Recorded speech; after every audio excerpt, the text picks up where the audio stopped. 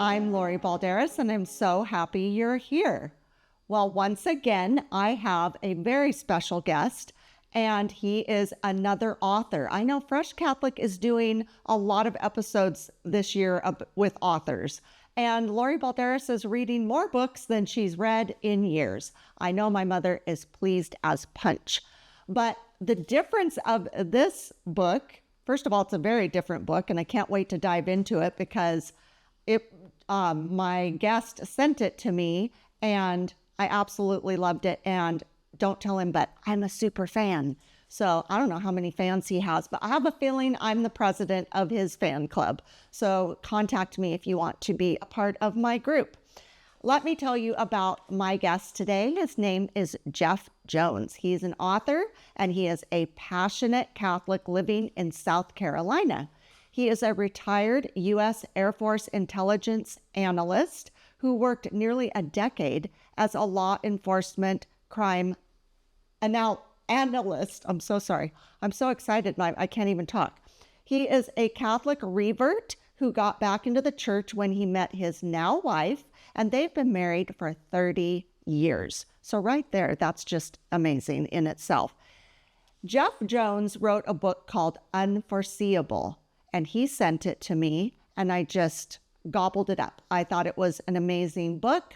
I can't wait to talk to him about it. So without any more time passing, let me introduce you to Jeff Jones. Hi, Jeff. Hi, Lori. How are I'm you? so happy and excited to be here. I'm happy, as you can tell, I'm happy and excited to have you here. We did our pre-interview, and I told Jeff I could have just kept talking to him. We could have just talked for days, and I said, I guess we should save it for the podcast. Absolutely. I feel like we talked for an hour, but maybe we didn't. I don't know. Anyway, I am very happy to have you as a guest. I'm glad you reached out to me about your book. And so we'll get into some questions pretty soon here, but I just wanted to ask you right off the top, is this your first book you've written? Yes, this is my first published book. Oh my goodness. First of all, the volume is a little low on him when he's speaking to me. Is it okay? Just checking with production. Sorry. I gotta ask my producer. Um, anyway, it is your first published book. Good. Yes. Oh my gosh. Very, very good job then. Good job. And before we get too far into it, I know I just read about you, and this is just a little snippet into you, but is there anything that my audience would be interested to know about you? So you were raised Catholic because you're a revert. Yes. Essentially what happened, I was born into the Catholic Church. I was baptized Catholic, baptized in a little town called Michigan City, Indiana. It is just east of Chicago, St. Stanislaus Church there. And when my father and my mother drifted apart, I went to live with my father, who wasn't terribly religious, but that's okay. And then in my early 20s, I met a absolutely amazing woman, my wife, Kim. She got me back into the church. We got back.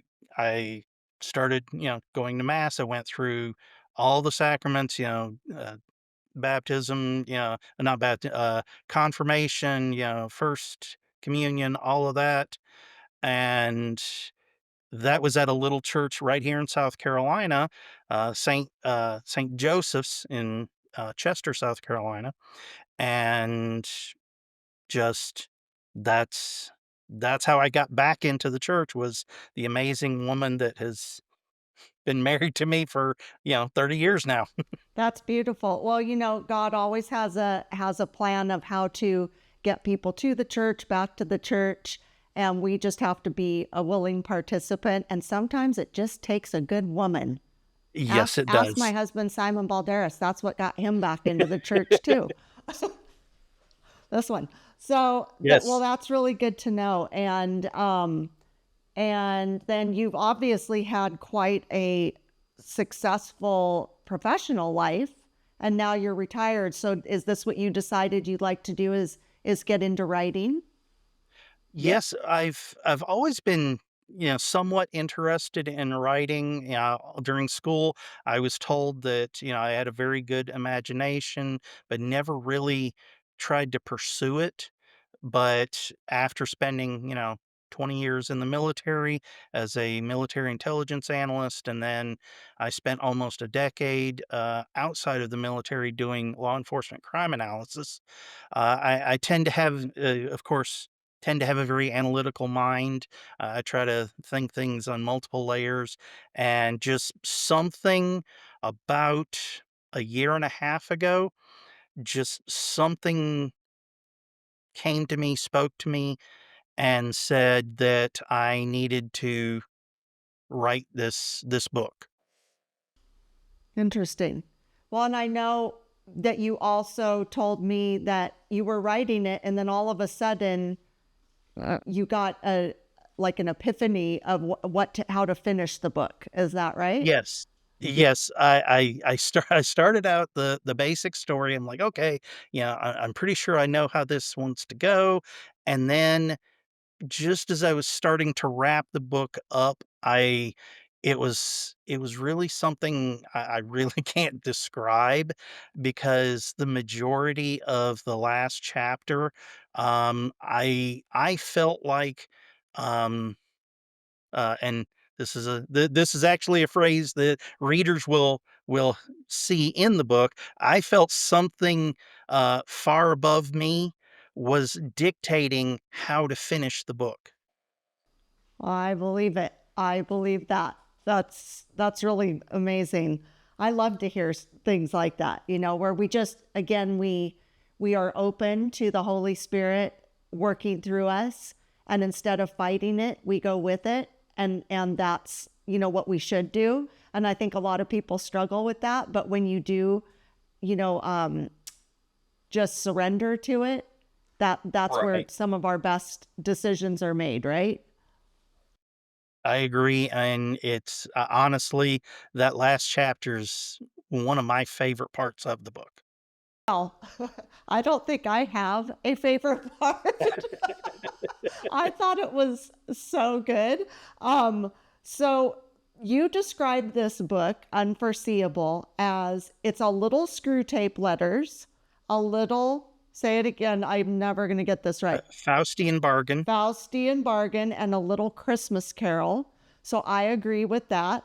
And it definitely touches on three hot button topics in our society today, which we'll get to in a Yes. minute. And you say where most traditional stories have a bad guy and a good guy, this story has a bad guy and a worse guy. Yes. And I think that's so true about this book. Now, I was telling you in our pre interview. First of all, I went into this, I read this that you sent me, this little Mhm. description of how you would describe it. I read that. I didn't really know what I was getting myself into. And again, for my audience, I get sent now a lot of books to choose from. What am I going to read? What am I going to think that I'm interested in and my audience will be interested in? This book was very different than anything I've read. Um, what I what the reason I'm excited about it, there's many reasons I'm excited about it. Besides the fact it's a really really good book. It's like it's just, you know, I think I told you, like, I felt like I didn't say it like this. I'll say it like this now. I felt like I jumped on a sled and then I went down a hill. Just went the whole way. I don't think there was a lull in this book. I'm Well, thinking there wasn't a moment where I thought, oh, let's get past this. I felt the whole thing I was riveted to the book. I've had people who have read the book have the when it comes to the pace of the book, they describe it as, in the beginning, you've got kind of the steady, almost, J.R.R. Tolkien world building type phase. And then once you hit a certain point, and as the reader, you'll know exactly where that point is. Once you hit a certain point, you suddenly shift into like another gear and it goes into almost like a fast paced C.S. Lewis type Yes. style. Well, and I felt you were really describing your characters well. I was really envisioning them. I could smell I could feel the whole thing. I thought you did a great job with that. And this book, just so everybody knows, this is, I would say, I'm wondering who your when you created this book, who did you like? What's your audience that you're trying to target? Because I kind of have my own thoughts about it, but I want to know, like, because you're the author, what were you envisioning? Who are you trying to reach with this book?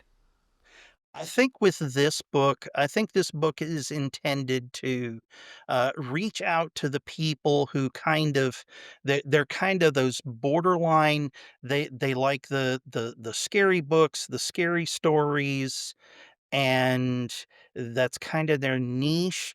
But with this book, I kind of took that almost like that style and that mindset and kind of tried to pull that person back a little bit to, hey, you can get really, intense stories like this, but still have a good message. Right. So, just so my audience knows, so some of the books I've been reading, well, first of all, to back up, since I've become Catholic and I am reading a lot of Catholic based books, they're typically instructional, I would call them. They're like, you know, just about like the doctrine, about, prayers, how to do things properly. Those are the books I've been reading for years. And now that suddenly I'm having all these books presented to me, what I'm excited about, and I think I told you this, is that I feel we need books that are entertaining to Catholics, that have a message to Catholic people specifically.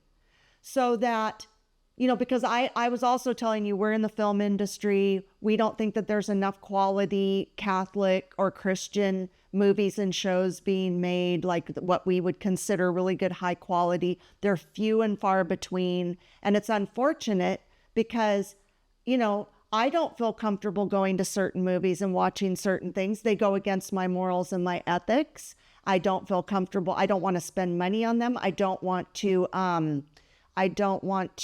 fund people who are making things like that. I'd rather fund things, that are going to be worthwhile. I'll pay to go see a Mel Gibson movie. I'll pay to go see a Mark Wahlberg movie. But I think that that's important. And I think it's equally as important in what we're reading, because we don't want to be reading something that doesn't align with our faith, So the books I've been reading lately, like Catholic Joe, I had my guest, the author of that book came on, Stephen Thomas. I'm in the middle of reading that book. It's amazing. I love it. I think it's a manly man book, but I'm a woman and I'm enjoying it. So, and then, I'm being presented with these different books that I think are awesome, but yours is very remarkably different. And one thing that I think I think it's scary. I think it's edgy. I think it's like, it grips you. I think it's uncomfortable. I think it's like there's moments where I'm not uncomfortable, but the person in it Yes. is. I think it has so many good lessons. I think it's a super brave book. I think you're really brave to write this book, and I Thank you. support you in that bravery.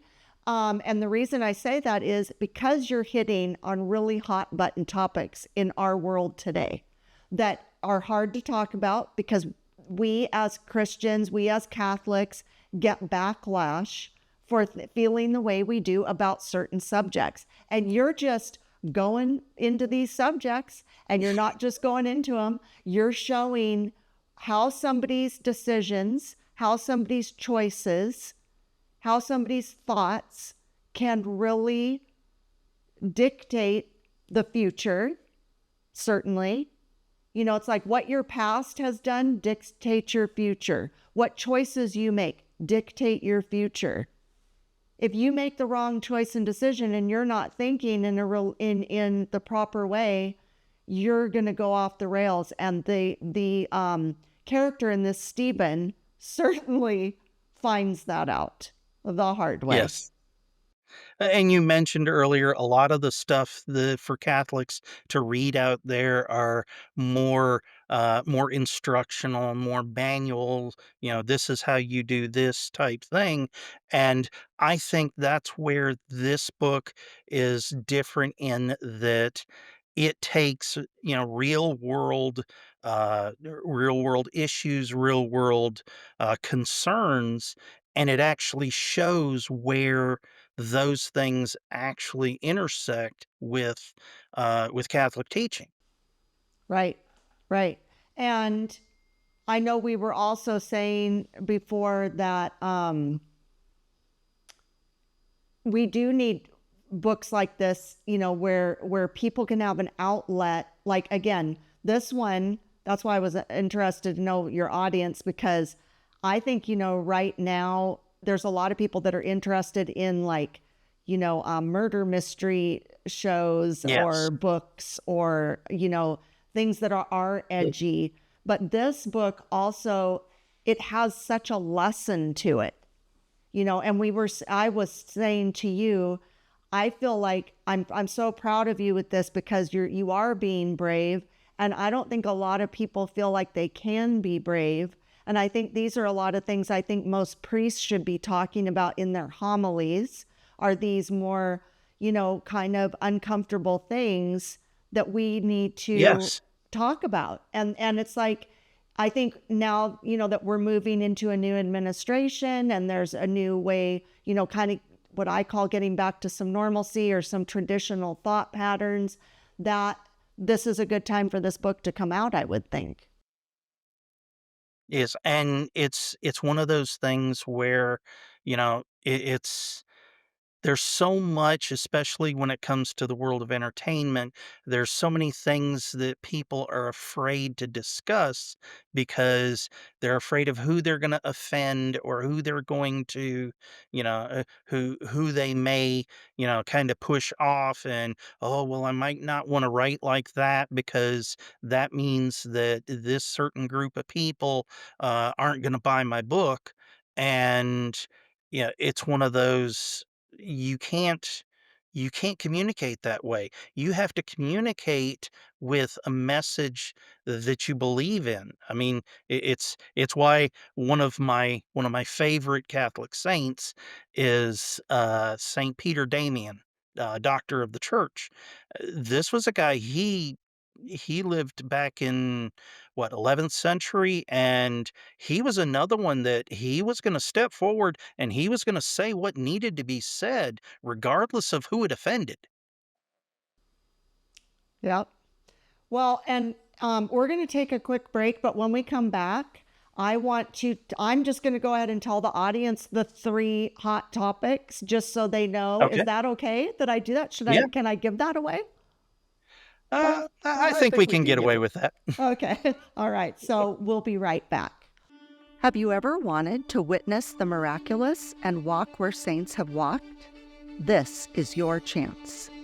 Join me, Lori Balderas, host of Fresh Catholic Podcast, and Father Matthew Miguel as we walk with you through Italy's most sacred sites.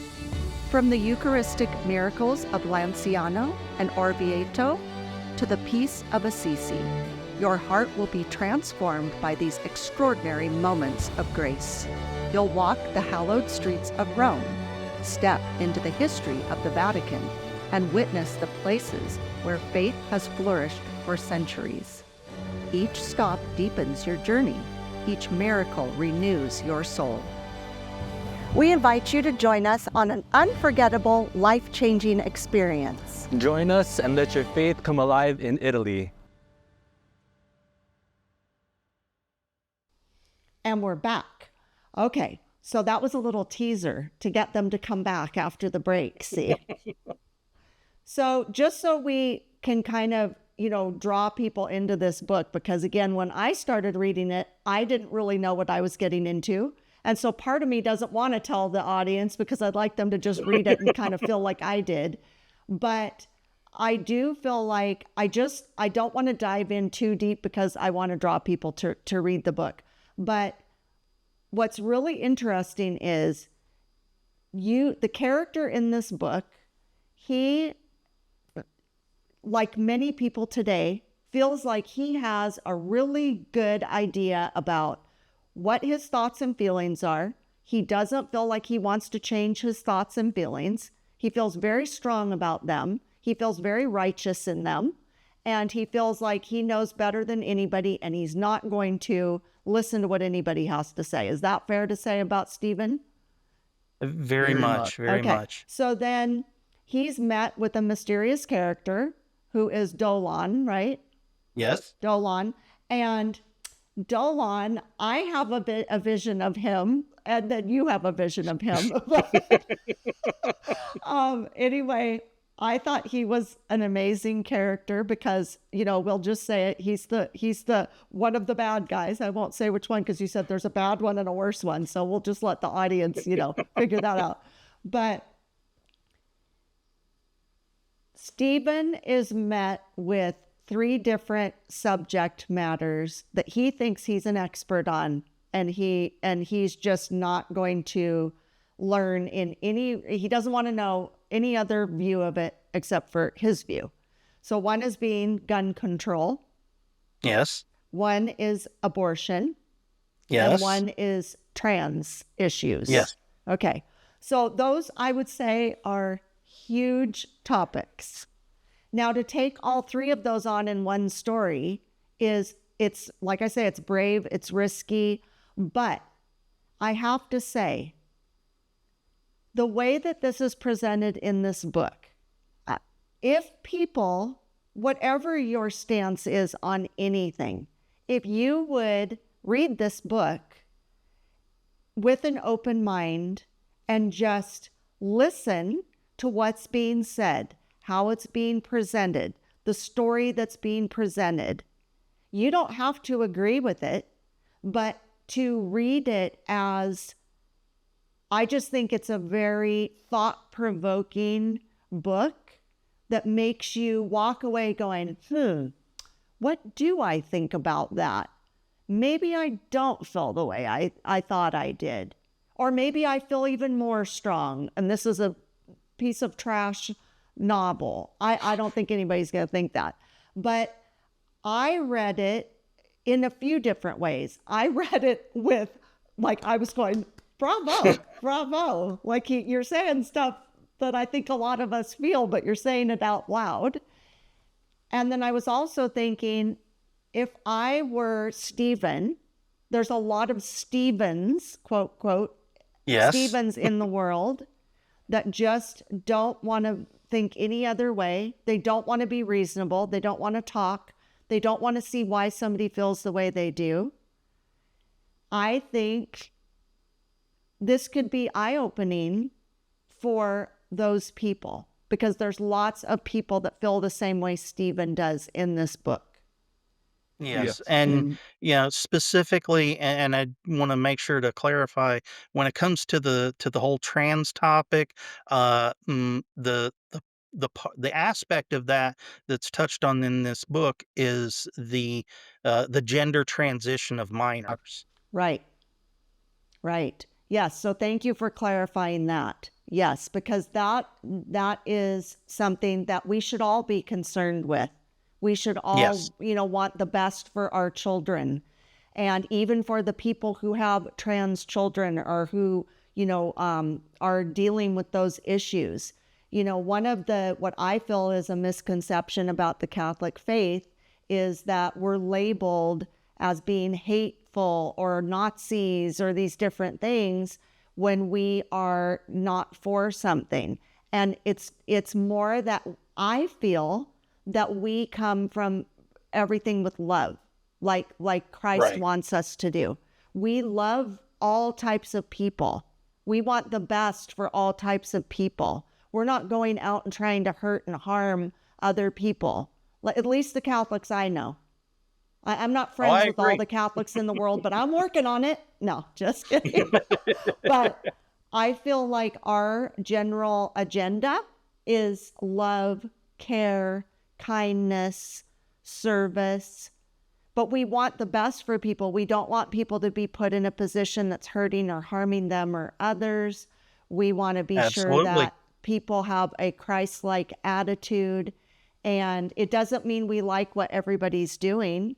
And that's not just the trans community. That's not just, certain groups of people. It's people in general. We want everybody to be okay and healthy, but we also don't enable things, or do things that are against what God's plan was, So I just feel like the way you handled the story, and again, I don't want to give too much away. I guess my thing is that I am so enthusiastic about this story because I do think it's very eye-opening about these topics.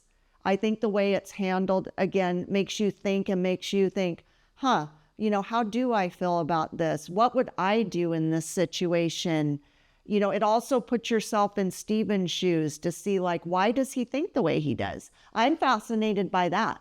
What, not just in this book, but like, why do Yeah. people have their stance on things? Something's caused them to think that way, And as you mentioned, the book is meant to be very thought-provoking, and the approach that I tried to take was I tried to take an approach of, you know, you hear, what the majority opinion is on both sides of all three of these issues, but what I tried to do was I tried to approach it from a unorthodox perspective.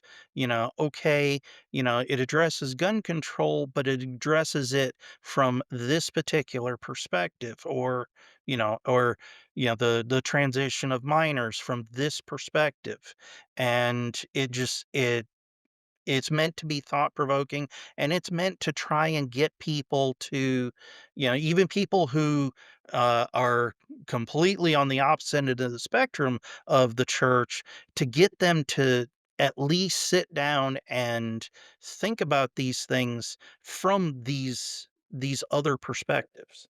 Right. And that's what I'm saying. If people would stop and read this book with a like a curious, open mind, and then, walk away with it however they like, whatever they think.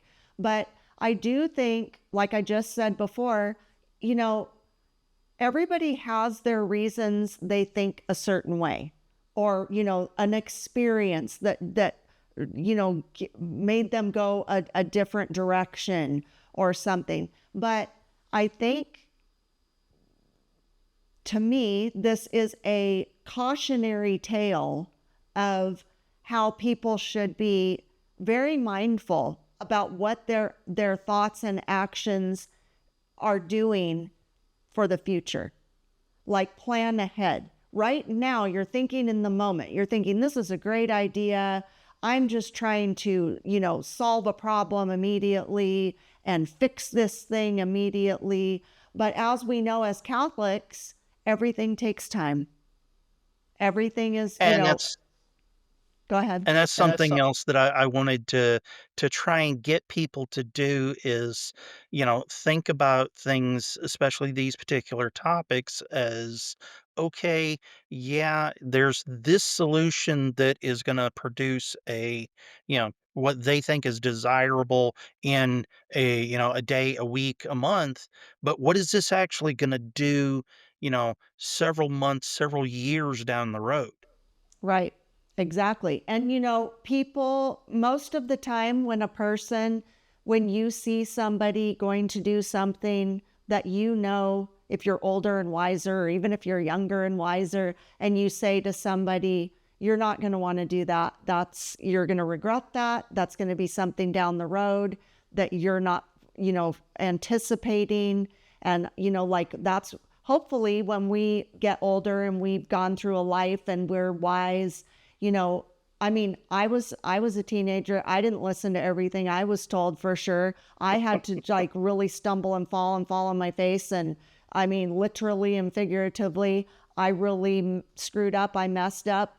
And then when I had my children, I tried to, say, you don't want to do what I did, and I have to say, my children listened for the most part. They were like, okay, she loves us. I don't know how I got so lucky with those two. I have another one that was a little harder because he has a mental problem, but the other two were, for the most part, they were like, our mom loves us and she knows best. But I do know that that's a thing where people, they don't want to listen. They're like, I'm not going to listen to you. And then they do suffer the consequence. But I think nowadays, what I've noticed, correct me if I'm wrong. I don't know how old you are, but I have a feeling, you're a good 10 years younger than me. But I feel like back in the day, when I would do something wrong, okay, or I would go against my parents' wishes and they say, don't do that because, in other words, like, you don't touch the stove, and then you do it and you burn your hand, right? Right. I think back in the day, mom and dad let you touch the stove because they warned you and you did it anyway and you got burned, and they're like, see, I told you not to do that. In this day and age, people aren't allowing people to, like, they're trying to help and say, don't do that.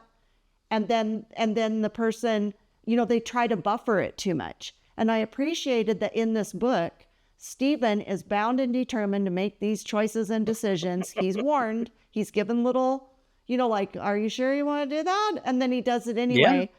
And Yeah. I like that he has to suffer the repercussions of things. He's not, I don't think everybody should always be let off the hook. I think they should feel the burn of the stove, because, I don't feel like anybody's really learning a lesson these days. Right now, there's things that are going to come up in the future. And, we can see it. I can see it as plain as day. But for whatever reason, they just have their blinders on. They don't want to know. They don't want to listen to reason. They think people are being mean-spirited. I certainly don't see it that way. I see it as people are hoping and wishing that they'll change their mind and they'll kind of snap out of it. I feel like everybody's they're in this, I don't even know how to describe it. It worries me for people, Well, and as you described, I grew up in a very similar um parental mindset of, when I was a kid, essentially, if it wasn't gonna, like, you know, significantly harm me, scar me, disfigure me, that kind of thing. If it wasn't gonna do that, okay, yeah, let the kid make a mistake, because, as has been written about countless times, experience is the greatest teacher. And I think it's a combination of that, plus, you're talking about some of the younger generation. I think that there are some who they've not been they've not been in a position where they actually see repercussions. And so you have some people who are out there right now, and they think that, if they make a mistake, somebody's going to come along with a magic wand and they're going to wave it and everything's going to be all better. And that's not reality. Right. That's very, very true. And also, I've said this a lot recently. I feel like when people are getting involved in things that are hurting themselves and others, or they're going against God's plan, or, they're doing things that are violent or hostile or aggressive or any of these things, they're hurting their bodies, they're hurting other people's bodies. These are forms of things, that lead you to sin. And God doesn't want us to sin. God wants us to turn to him for everything. God doesn't want us to get a quick fix. He doesn't want us to hurt, and harm ourselves, that he made us these beautiful beings. He doesn't make mistakes. He made us exactly how he wants us to be made. And, other people, I feel, have a hidden agenda. And, a lot of it has to do with power and money and just like, I don't even know some of their motivations of why they're doing what they're doing. But, again, just to try to reason with people and to try to, come at things with love and not, it's not going after somebody and like judging them or attacking them, or it's none of that. It's this worried, nurturing. I want to help you. I want you to find a different way. Please don't go down these paths you're going down, and they don't want to listen. And we do have to, let God handle it. It comes to a point where we have to try to make people, hopefully to not make bad decisions. But then there comes a point where we have to let God handle it, because he sees the bigger picture. He knows what's going to happen. And we just have to, step back and allow him to do that.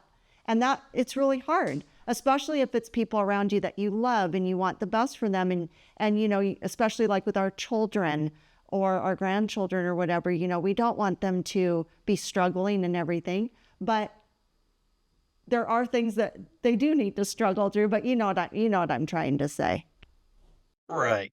And another thing I think that is being almost ignored in today's day and age is, people they want to kind of turn a blind eye and act like, you know, uh, dark, nefarious people or dark, nefarious forces aren't out there when they absolutely are. And it's just one of those things that, that's why we need to be more cognizant, and we need to pay better attention, because there are these things out there. And ignoring them is not going to going to make them go away. In fact, I Right. mean, what was it? Just a few weeks ago, we had an individual who was furthered in the sainthood process, and he is a former satanic priest. Oh, And that is blessed. Can't remember his first name. Last name is Longo. But he was a priest. He was in Italy, and he went to college, and he started getting in with the wrong crowd. He actually became a member of the Satanic Church, became a priest for them, and, you know, thanks be to God, somebody got to him, somebody talked to him and completely turned him around, and he spent the rest of his life, trying to make sure that people didn't make that mistake that he made. And it's been so extraordinary that he's in the middle of the sainthood process. wow. Yeah, and yeah, it like we're saying, it's just there's a lot of choices in the world. Obviously, we have to hope that we make better choices so that we can, repent. And, that's a big thing. There's many people that are just submerged in sin. They don't know how to get out of it. They don't want to get out of it.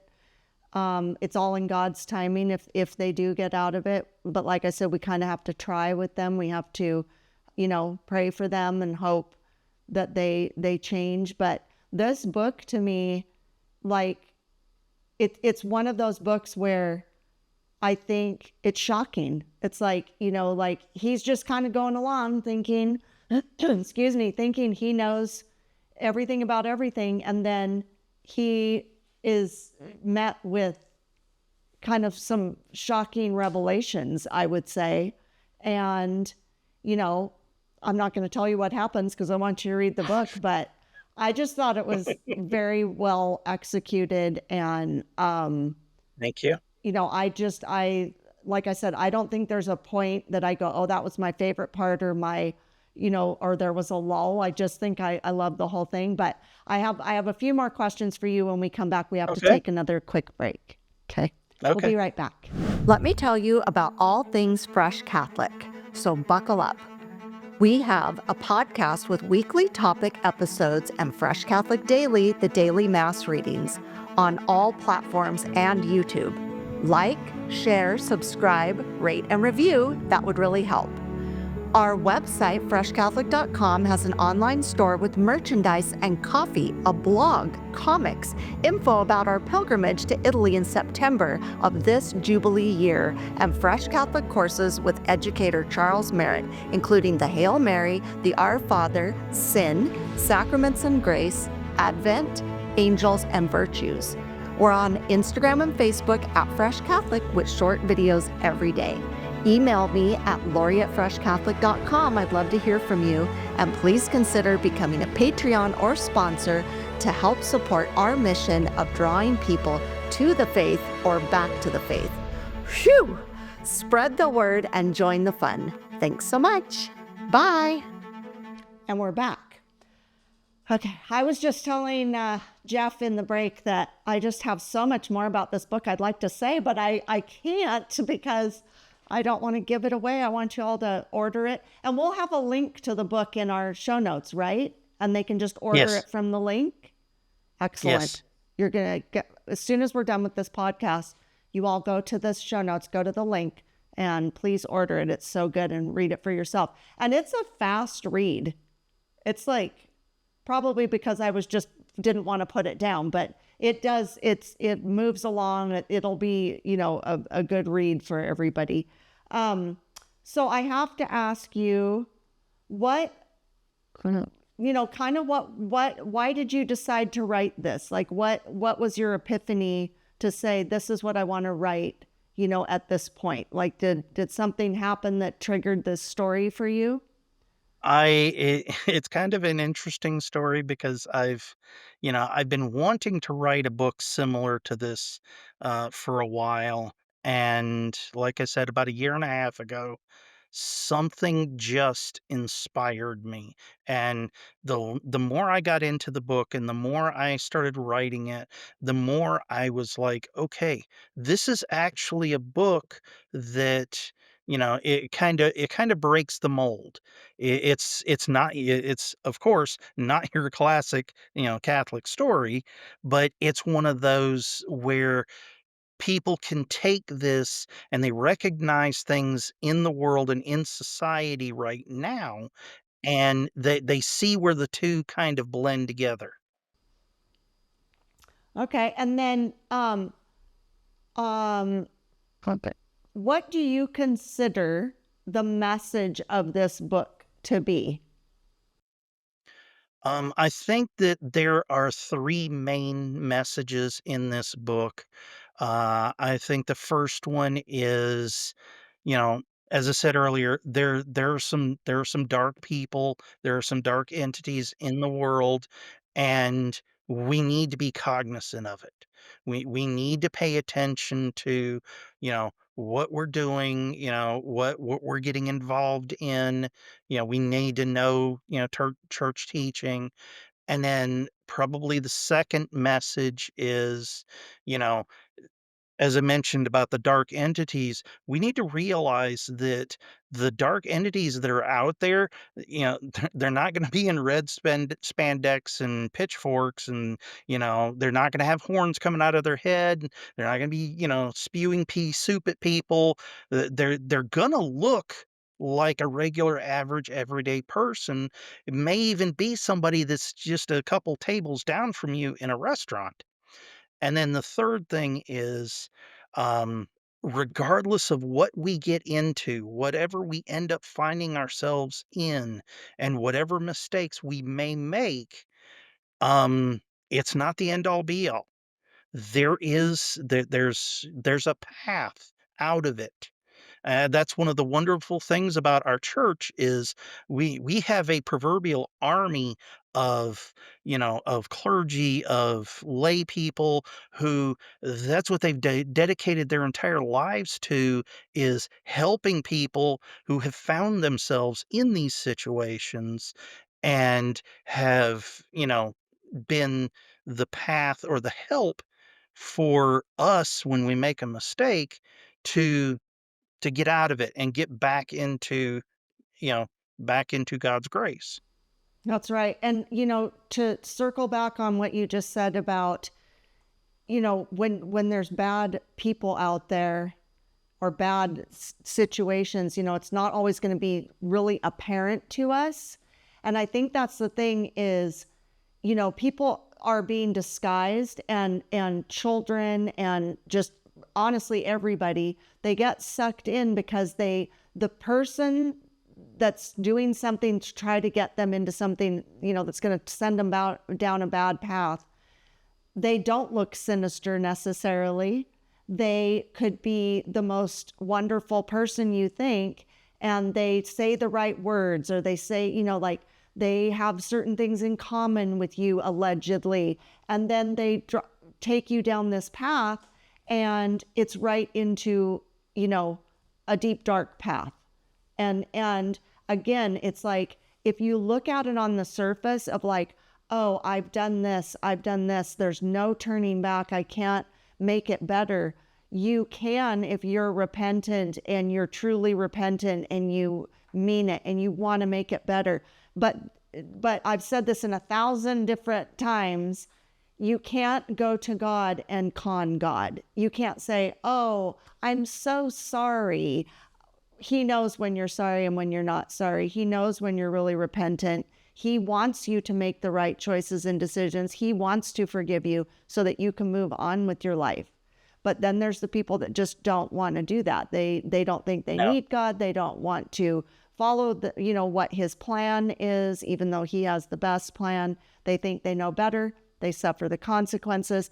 But I know Simon and I, in particular, just in recent years, had somebody who we thought was just this wonderful person in our life, and it turned out they were not at all what they said they were. And we had to learn that in a very intense way, and it was very devastating. And I never in a million years, even at my age, I totally fell for it. And, you would just never know. You have to be very careful and very cautious of people. And people don't always have your best interest at heart. And, so that's a really good part of this lesson. And then the other, I really do like what you're saying about, you can redeem yourself. You can,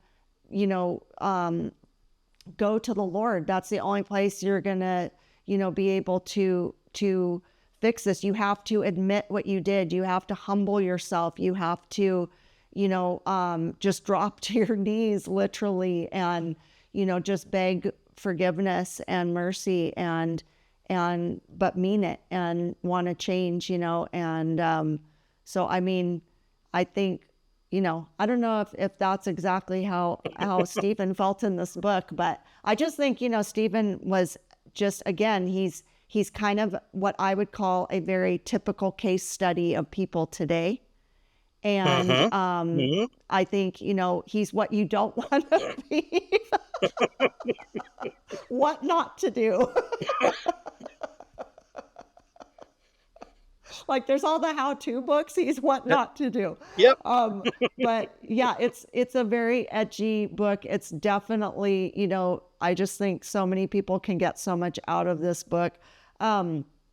What do you hope to accomplish, like with this book, as far as, not success? Like, I don't mean that. I'm talking about like, what do you hope is going to be, what's your biggest goal with the message? With the message, my goal is to essentially, take these people who are kind of at least on the fringes. They're kind of in support of abortion under certain circumstances, or they're kind of in support of gun control under certain circumstances, and I'm hoping to have people like that to actually read the book and look at these topics from these different perspectives that not too many people talk about, and at least get them to sit down and ask themselves questions. You know, okay, I didn't really look at it that way. I didn't really think of it with that kind of impact. Is this something I really need to reconsider? The word impact is a perfect word for this because again, people, make a decision. I'm going to have an abortion. I'm going to go shoot this gun. I'm going to, have provide this surgery, whether I'm the doctor, the parent, another adult for this child, to change their gender. I'm going to do all these things. Nobody is thinking about not just the future, not just the consequences, but the impact on what's happening around you. Like it's not just about you. It's about, Right. we're in this all together. Like what is it doing to impact your family? Everything. It's everything. Your future, your family, everything. The people around you, people you don't even know. That's the ticket. There is the impact. It's like I was in this really bad car accident, and years ago, the anniversary of it is actually coming up as we record this. It's day after tomorrow. It's a very bittersweet day to me because my entire life changed. I became permanently disabled, paralyzed, and had a baby on the same day, and it was a big day. And so even to this day, 35 years later, my beautiful blonde daughter is going to have her birthday. God bless her that she made it through that accident.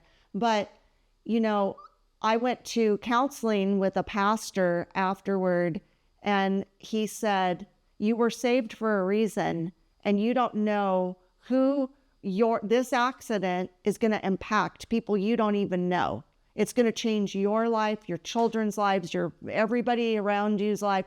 But there's going to be people in the world that know about this that you're going to affect and you don't even know it. Well, he meant that in Mm-hmm. a positive way. Now, it did Right. affect some people in a negative way. It really hurt a lot of people, this accident. Right. But you can affect people in a really positive way with the choices you make, and you can affect them and have impact on them in a very negative way. And I feel that this book is really a warning of there's more to these decisions than your decision in the moment, because you're trying to make a snap quickie decision and you're not thinking about anything else. And so it's very, very, again, very thought provoking. I give it an A plus plus. Like I said, I think I'm your biggest fan. I mean, I feel like I've been gushing and like, I've let you barely talk, but I just think it's such a great book. I'm really Thank like you. happy for you that you wrote this. I can't wait to read another book of yours. I think, this is just super rich in everything about it. The way you describe things and the story is excellent. So, have I been your best review yet? Definitely top Definitely top five. five. Top five. I'll take it. Yeah, that's awesome. Oh my goodness. So, is there anything you wanted to say to my audience before I let you go that you didn't get to say? I know I probably didn't let you talk, but is there anything you'd like to say? Um, just, when you read the book, and I feel, and I've actually had this told to me by people who have finished the book, they say that this book is very interesting because when you go through and you read it, then you can actually go back through and read it like a second and third time, and there are little things that are hidden in the book that you may not necessarily catch the first time. And, there's like, 'cause and I know because I intentionally, I put certain little, almost like church teachings, type pieces, throughout the book as kind of you know you can tell a really good, compelling, riveting story but it can still have that church teaching kind of, in the, in the, below the radar type situation. Yeah, and also one last thing. I know you and I were talking. I'm not going to say this exactly how you did, but when you read the book, there's a portion of the book that I envisioned in color, like where it's like colorful and normal colors, and Hmm. Hmm. and then I'll just say that Stephen gets into a limo. Okay. And the color palette changes. Let's just say that it becomes a different color palette. And I was also, so it's, it goes a little dark and sinister. So it's like, there's parts of it that I envision in color and parts that are more sinister for sure. And I was also telling you, because we're filmmakers, I immediately was like, oh, well, this has to be a movie.